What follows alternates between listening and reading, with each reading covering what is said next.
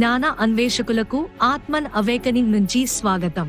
ఈ రోజు భగవద్గీత మొదటి అధ్యాయం 8వ శ్లోకం నుంచి 13వ శ్లోకం వరకు గల 2వ భాగాన్ని తెలుసుకుందాం. మీరు వేగంగా సమాచారం తెలుసుకోవాలన్న ఆసక్తిగా ఉన్నవారైతే ప్లేబ్యాక్ వేగాన్ని 1.5 రెట్లకు పెంచుకోవచ్చు. మునుపటి చర్చలో యుద్ధం దగ్గర పడుతున్నప్పుడు దుర్యోధనుడి అతిగర్వాన్ని చూశాం.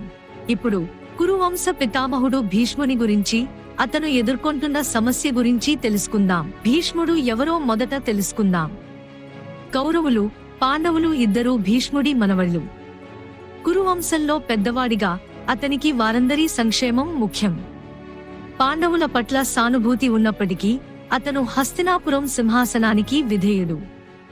అందుకే ఇష్టం లేకపోయినా అతను కౌరవ సైన్యానికి నాయకత్వం వహించాడు. శ్రీకృష్ణుడు పాండవుల వైపు ఉండటం వల్ల దుర్యోధనుడికి విజయావకాశాలు తక్కువని భీష్ముడికి తెలుసు. ఇక్కడ పాండవుల వైపు కృష్ణుడి నిలబడటం కేవలం ప్రతీకాత్మకం కాదు. ఆయన మద్దతు విశ్వం మొత్తానికి మూలమైన శక్తి పాండవుల పక్షాన ఉందని సూచిస్తుంది.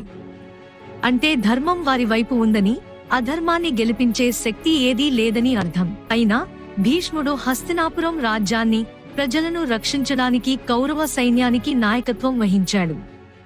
తన బాధ్యతలకు నిబద్ధతతో ఈ నిర్ణయం తీసుకున్నాడు. కౌరవుల తప్పులు తెలిసినా తన బాధ్యతలను నెరవేర్చడానికి వారి సైన్యానికి నాయకత్వం వహించాడు. ఈ నిర్ణయం భీష్ముడి గొప్ప వ్యక్తిత్వాన్ని, సంక్లిష్టమైన మనస్తత్వాన్ని చూపిస్తుంది. ప్రస్తుత పరిస్థితికి వస్తే దుర్యోధనుడి పొగరును సంతృప్తిపరచడానికి కురువంశంలో పెద్దవాడైన మహానుభావుడు భీష్ముడు సింహంలా గర్జించి తన శంఖాన్ని పూరించాడు. పురాతన కాలంలో శంఖం పూరించడం యుద్ధం ప్రారంభమైందని సూచించేది.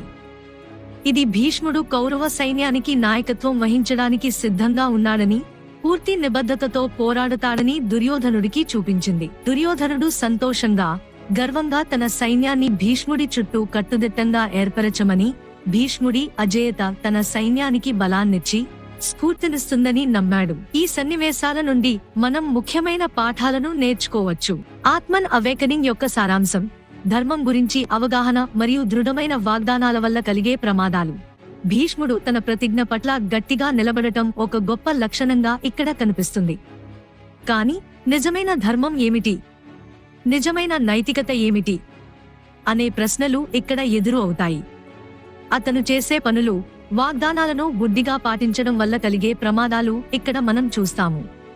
పాండవులు ధర్మాన్ని, కౌరవులు అధర్మాన్ని ఎంచుకున్నప్పటికీ భీష్ముడు కౌరవ సైన్యానికి నాయకత్వం వహించడం అంటే ఇక్కడ అన్యాయానికి మద్దతు ఇచ్చినట్లుగా అవుతుంది. మన శ్రేయస్సు కోసం ఇచ్చిన వాగ్దానాలు చివరికి కష్టం తేవచ్చు. ధర్మం ఎప్పుడూ స్పష్టంగా ఉండకపోవచ్చు, ముఖ్యంగా అధికారం మరియు బాధ్యత ఉన్నప్పుడు. భీష్ముడు తన ప్రతిజ్ఞను ఎక్కువ ప్రాధాన్యంగా తీసుకోవడం ద్వారా నిజమైన ధర్మం అంటే ఏమిటో అర్థం చేసుకోవడంలో విఫలమయ్యాడు. అసలు ధర్మం కొన్నిసార్లు మన పాత నిబంధనలను పునఃపరిశీలించడం మరియు వాటిని విభేదించడాన్ని కోరవచ్చు. భీష్ముడి పరిస్థితి ఇక్కడ మనకు ఒక హెచ్చరికగా చూపించబడింది. ఉద్దేశాలు మంచివి అయినప్పటికీ వాగ్దానాలను గుడ్డిగా పాటించడం కొన్నిసార్లు హానికరంగా మారవచ్చు.